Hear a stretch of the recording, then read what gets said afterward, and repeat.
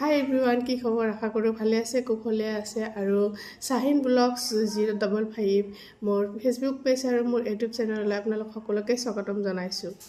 আৰু আজি মই এটা চিকেন ৰেচিপি লৈ আহিছোঁ। মাটকা চিকেন মই এবাৰ ৰেষ্টুৰেণ্টত খাই পাইছিলোঁ। মই নিজে বনাই কেতিয়াও ট্ৰাই কৰি পোৱা নাই।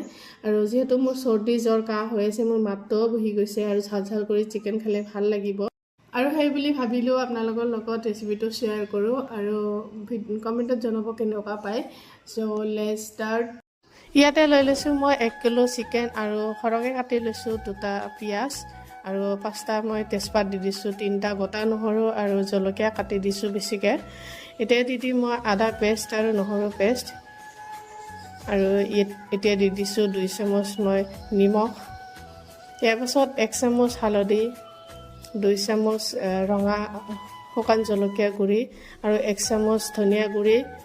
এতিয়া দি দিছোঁ মই কাশ্মীৰী ৰেড চিলি পাউডাৰ, এইটো কালাৰটো ধুনীয়া হয়। এতিয়া দি দিছোঁ মই জিৰা গুড়ি আৰু ঘৰতে খুন্দি লোৱা গৰম মছলা 1/2 চামুচ আৰু ডাঙৰ এটা বিলাহী কাটি দিছোঁ আৰু গোটা গৰম মছলা দি দিছোঁ। এতিয়া দি দিছোঁ দৈ, 200 গ্ৰাম দৈ দিছোঁ আৰু 200 গ্ৰামৰ প্ৰায় 200 গ্ৰাম মই মিঠাতেল দি দিছোঁ। এতিয়া এইখিনি ভালদৰে মেৰিনেট কৰি ল'ম। মেৰিনেট কৰি লৈ কিনে মই 1 ঘণ্টা থৈ দিম।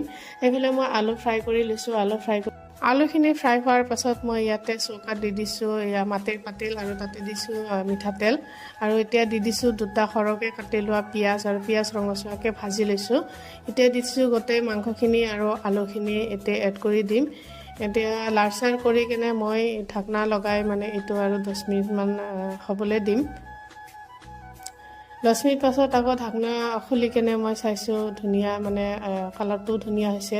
তাৰপিছত মই লাৰচাৰ কৰি দিছোঁ। ইয়াতে ষ্টিলৰ মই হাতা ইউজ কৰা নাই, যিহেতু মাটিৰ পাতিল ভাঙিবলৈ মানে ভয় লাগে। চ' এতিয়া দি দিছোঁ অকণমানি মই চিকেন মছলা পাউডাৰ দি দিছোঁ। এতিয়া মই ঢাকনাটো আৰু ইয়াতে কিন্তু মই কোনো ধৰণৰ পানী ইউজ কৰা নাই। মাংসৰ যিখিনি পানী সেই পানী 10 মিনিট পাছত মই ইয়াতে দি দিছোঁ মই পানীৰে আটা মিহলাই ৰাখিছিলোঁ, সেই আটাখিনি দি দিছোঁ যাতে ভিতৰৰ যোনটো হাৱা সেই হাৱাটো বাহিৰত ওলাব নোৱাৰে। সেইকাৰণে ভালকৈ চাৰিওফালে মই ভালদৰে লগাই দিছোঁ। এইটো লগাই কেনে মই আকৌ 20 মিনিটমান ৰাখিম। 20 মিনিট পাছত আহি আছোঁ। আৰু এয়া ফাইনেলি মোৰ মাটকা চিকেন হৈ গৈছে। এতিয়া ভিতৰত কেনেকুৱা হৈছে নাজানো। আৰু এয়া মোৰ গোটেইখিনি আটা গুচোৱা হৈছে। এয়া চাব পাৰে কিমান ধুনীয়া হৈছে। আৰু এই ৰেচিপিটো কেনেকুৱা পাইছে কমেণ্টত জনাব। আজি ভিডিঅ' এইখিনি, নেক্সট এটা ভিডিঅ'ত লগ পাম। টেক কেয়াৰ, বাই বাই।